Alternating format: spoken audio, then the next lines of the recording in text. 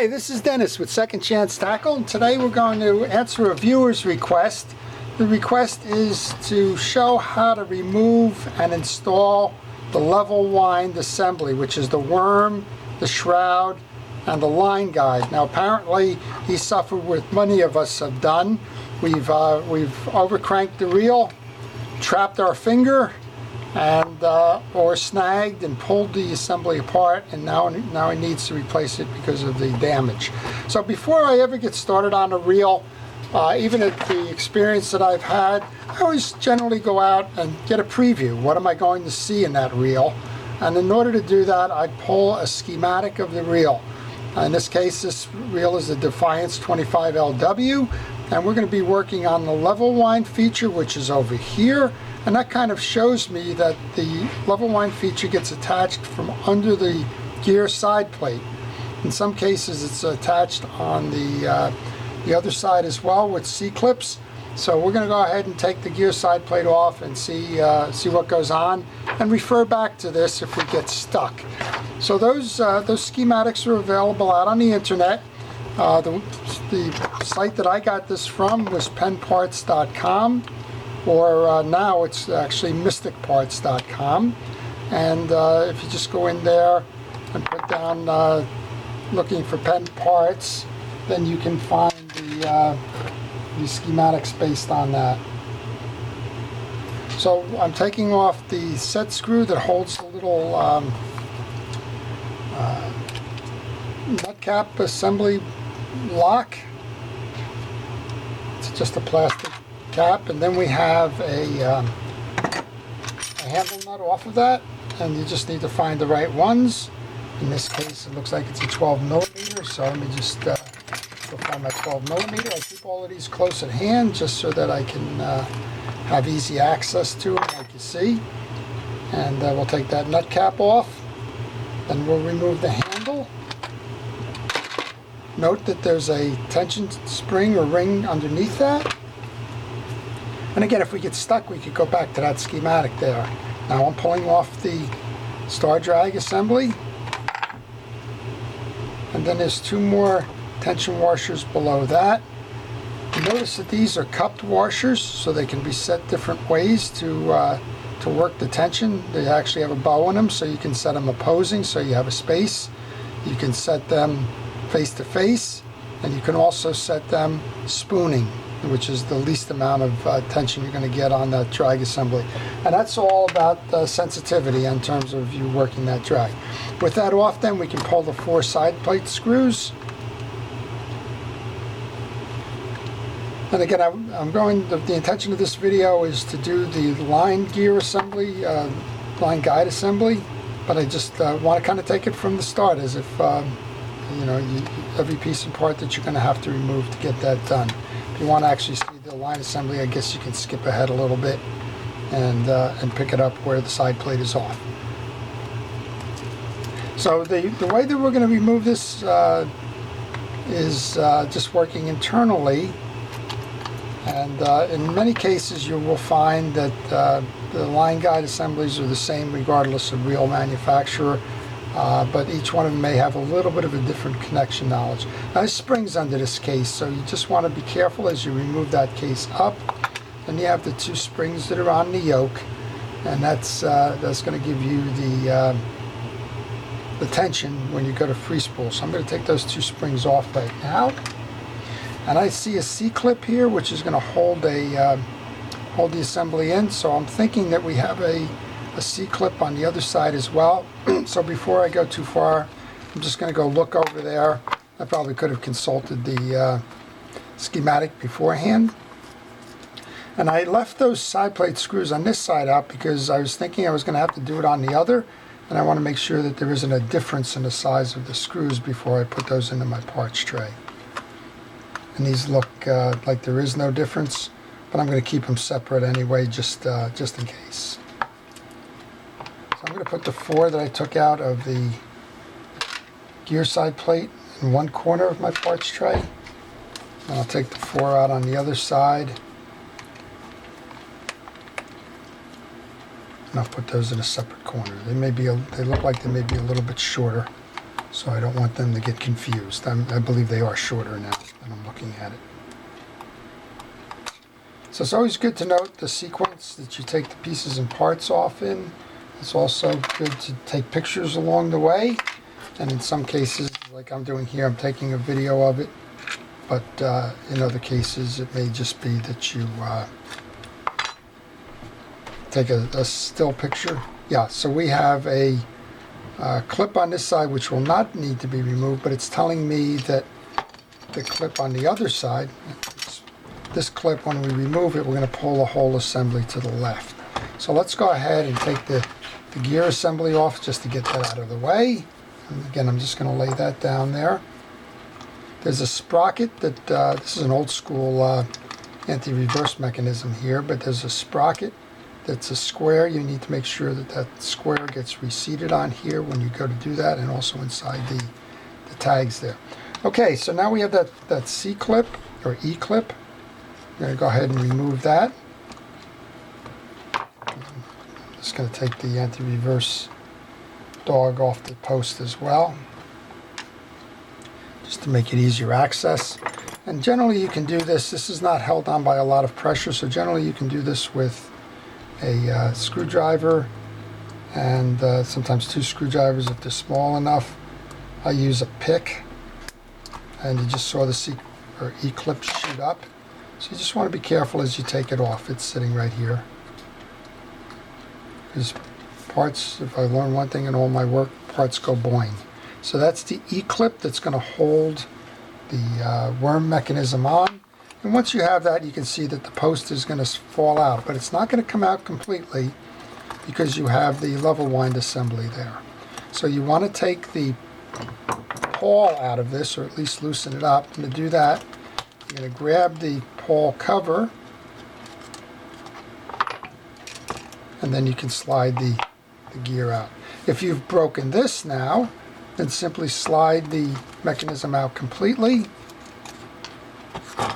And that's how you remove the pieces that you will need to be replacing.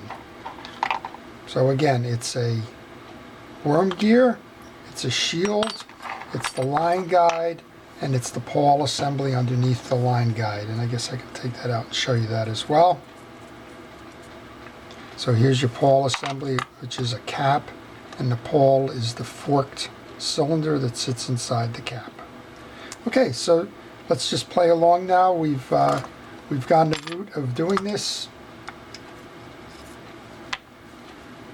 and now we just want to reinstall that. So I've taken everything off the case at this point. Okay, so we are going to take our shield first,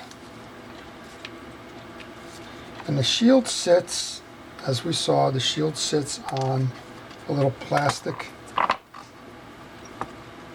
grommet that can only fit one way inside of here, and you'll see the indentation in the side case. And then put the shield on.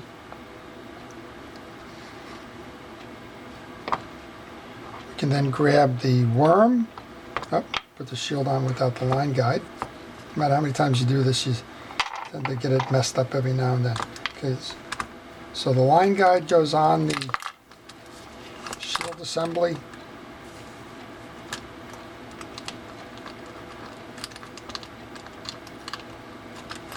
Hooks over the bar, comes in here, and then, as I mentioned, we have to put that plastic piece back in until it's proud there. Then we can put our worm assembly in. We can give it a test right now. We can turn, oh, we can't because we have the pawl out. So I'm just going to push that through, and then I have the E-clip on this side.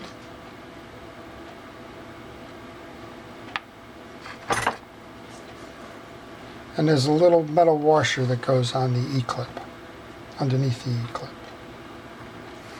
So we put the washer on, put the E-clip on top of that. Make sure it gets seated into the groove, and then I just use a little needle nose pliers to compress that back down.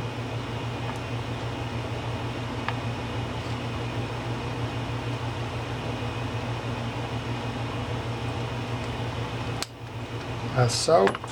And then we can just reload all those pieces and parts after we put the pawl and cap on. So simply move the line guide to the corners so that the real seat does not interfere with you. And then you should just be able to turn that screw in. And this is a forked piece, so you want to make sure that you get the forks in the grooves of the worm. So sometimes that takes a little bit of just a wiggle. Make sure it's properly seated. Sometimes you can turn it by hand to make sure it's moving properly. In this case, it's not set right yet. So don't over tighten if you find yourself in that situation. Just spin it a little bit, and then once you see that you've got it moving, you can tighten it down. Okay, so that, for those who were just looking for that, that's how you put the line guide back on. But since we've dropped a few pieces along the way here, let's go put them back. There's a bearing. There's the spool assembly. And then there's the back side plate that we took off. So let's put all of those pieces and parts back together.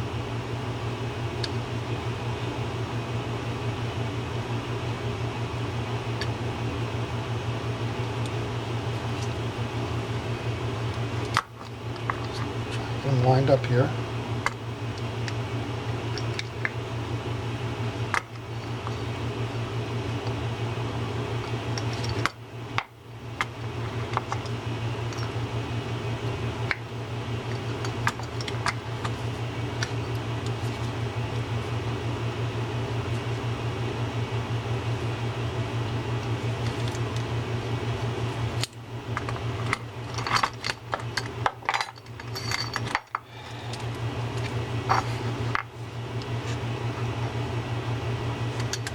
I had a double bearing on there. I just didn't know which one fell out. That's what was causing that problem. So always just take time to check your work.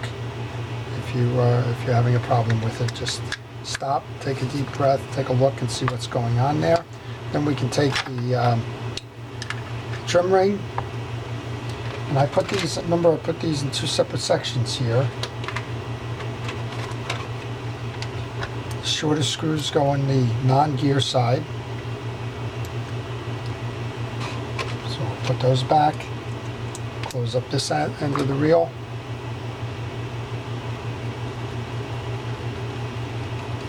And again, that's where that schematic comes in. I didn't look at it. I've worked on these reels before, but without paying attention, it was like,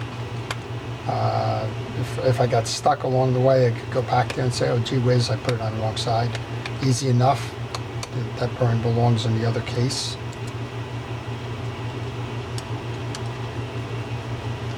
Okay, so we're back here now. We can turn this around. So this is the old school anti-reverse. It has a pressure fork. Rides like that. Rides on that trim ring. So you want to make sure that this is sitting square to the post. So if it's not sitting in that square, it will be proud and it will be non-functional. Just get this up on that post then.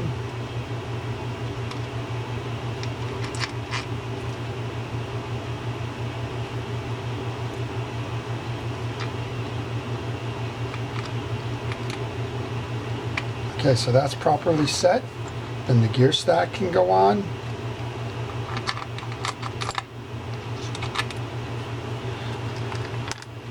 Then we put the anti-reverse, or the free spool mechanism goes on next.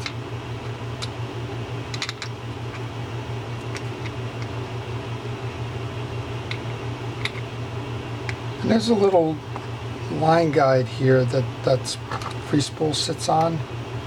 Next up is the spool. Now there's two sides to this gear. The small side with the indentation goes away. So it probably should have been put on first. Yep, should have been put on first because you can't get that collar over it. You can put the gear stack back on.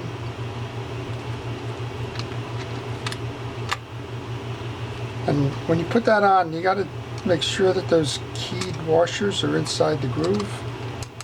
Otherwise this will not ride properly. And the bearing goes on. There's a little washer that goes on top of the bearing.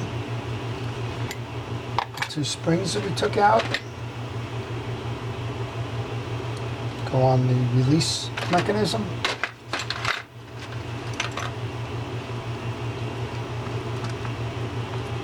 And then we can reseat the side plate.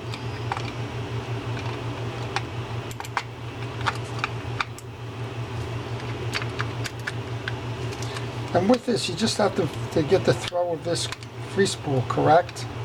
You want to make sure that that little piece that holds this in lines up with the hole in the free spool release plate that we put on there, otherwise known as a jack. And there's tension now because of those springs, so you just want to hold the side plate as you go ahead and put the screws into the side plate there. And as you're doing that, you want to make sure that there's tension on the opposite side. So what I like to do is I like to put one on one side, kind of go, in this case I'm going east-west, north-south, but I like to make sure that I've got those springs covered first, and then go put the others in. That keeps the tension even along the way. So we just completed that. And we'll go back to those tensioning springs.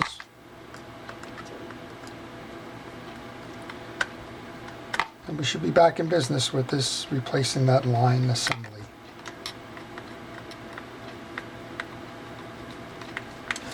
So then we have those 2.